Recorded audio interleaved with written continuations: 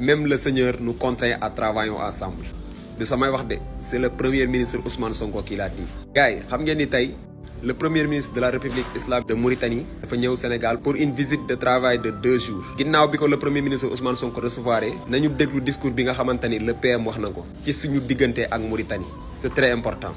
Entre la République islamique de Mauritanie et la République du Sénégal, relation qui dépasse, qui transcende les âges, les générations, deux pays et deux peuples qui sont liés par la géographie, puisqu'ils sont frontaliers, qui sont liés par l'histoire très profonde, mais qui sont liés aujourd'hui par une communauté de destin dans la gestion partagée d'un certain nombre de ressources.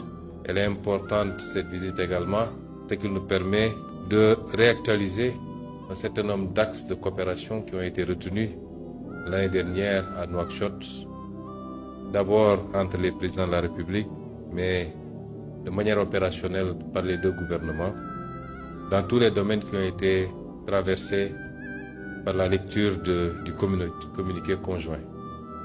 Vous le savez, nos deux pays partagent énormément de choses. Et je disais tout à l'heure à son Excellence le Premier ministre que même le Seigneur nous contraint à travailler ensemble, à œuvrer ensemble.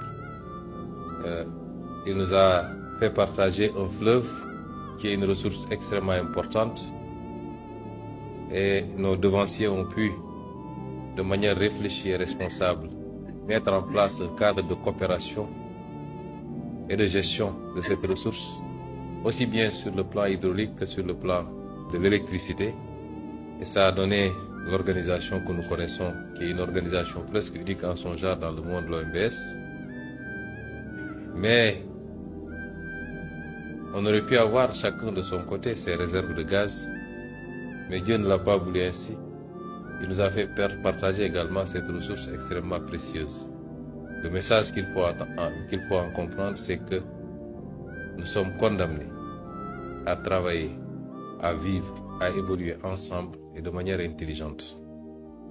Et c'est en dialoguant, en discutant, en se retrouvant tout le temps que nous pourrons le faire de la manière la plus parfaite et pour le grand intérêt de nos peuples.